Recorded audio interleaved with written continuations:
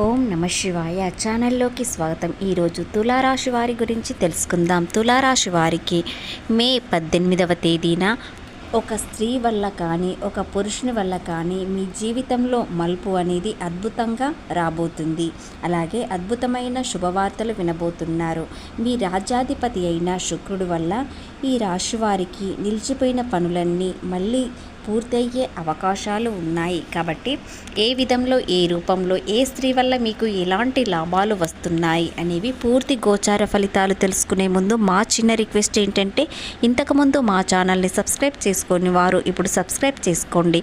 అలాగే గంట symbol click చేయండి, లైక్ చేయండి, జై శ్రీరామ్ అని కామెంట్ చేయండి.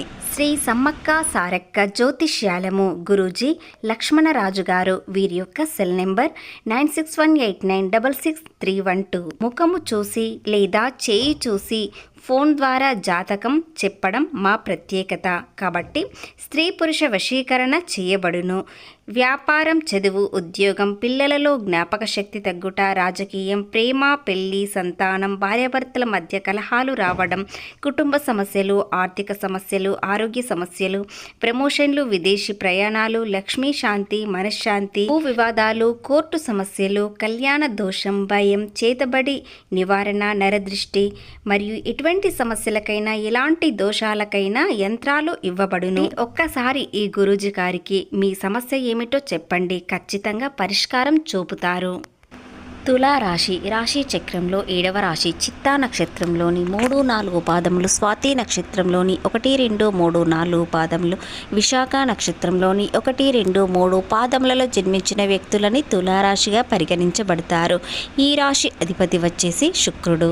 రాశి వారికి ఈ 2 రోజుల్లో మీ జీవితంలో ఒక మలుపు అనేది తిరగబోతుంది. ఆ మలుపు వల్ల మీకు అదృష్టం వస్తుందా, దురదృష్టం వస్తుందా, ఆ వ్యక్తి వల్ల, ముఖ్యంగా స్త్రీ వల్ల మీకు ఎలాంటి అదృష్టం వస్తుంది, అలాగే శత్రువుగా మారిన ఆ వ్యక్తి మిత్రువుగా ఎందుకు మారుతున్నారు అనేది కూడా పూర్తిగా తెలుసుకుందాం. కొంతకాలంగా వీరికి డబ్బు అనేది అస్సలు నిలవలేకపోతుంది. ఎంత కష్టపడ్డా కూడా చేతిలో డబ్బు చివరికి కనిపించడం లేదు. తరచుగా ఇబ్బందులు వస్తూ ఉంటున్నాయి. ఇంట్లో సమస్యలు కూడా వస్తున్నాయి. అలాగే శనివారం అమావాస్య పూర్తయిన తర్వాత మరో రోజు వీరికి ఏ విధంగా మలుపు తిరగబోతుంది, వీరి జీవితంలో ఎలాంటి అదృష్టం, ఐశ్వర్యం ఏ రూపంలో వస్తుందో అనేది తెలుసుకుందాం. తులారాశి వారు చాలా మంచివారు. వీరికి ప్రేమ, అనురాగాలు చాలా ఎక్కువగా ఉంటాయి. ఎంత కష్టపడితే అంత లాభాలు రావడానికి ప్రయత్నిస్తారు. వీరికి స్నేహితులంటే చాలా ప్రాణం. వారి కోసం ఏదైనా చేస్తారు. కొంతమంది వ్యక్తులు కుటుంబం కన్నా స్నేహానికే విలువ ఎక్కువగా ఇస్తారు.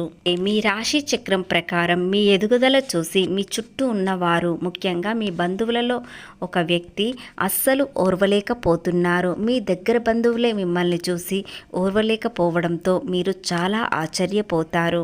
మీరు ఎవ్వరికీ కీడు చేయకున్నా మీపై చాలా కుళ్ళు కుతంత్రాలు చాలామందికి ఉన్నాయి. కాబట్టి మీపై చెడు దృష్టి అనేది ఎక్కువగా ఉంటుంది. అలాగే మీరు ఈ మధ్యలో ఆలోచన విధానం అనేది మార్చుకుంటున్నారు.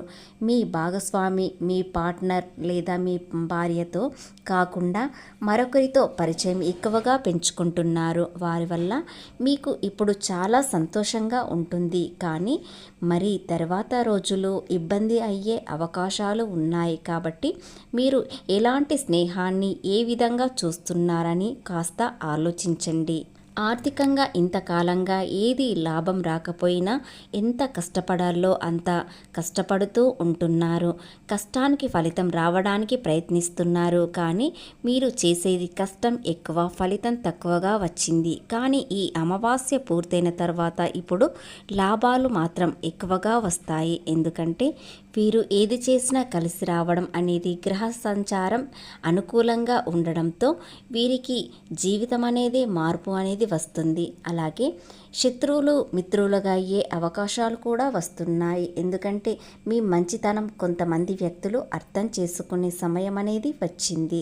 అలాగే మీ చుట్టూ ఉన్న వారిలో ఒక స్త్రీ మీకు లాభాలు తేవడంతో పాటు మీకు సహాయం చేయడానికి ముందుకు వస్తున్నారు.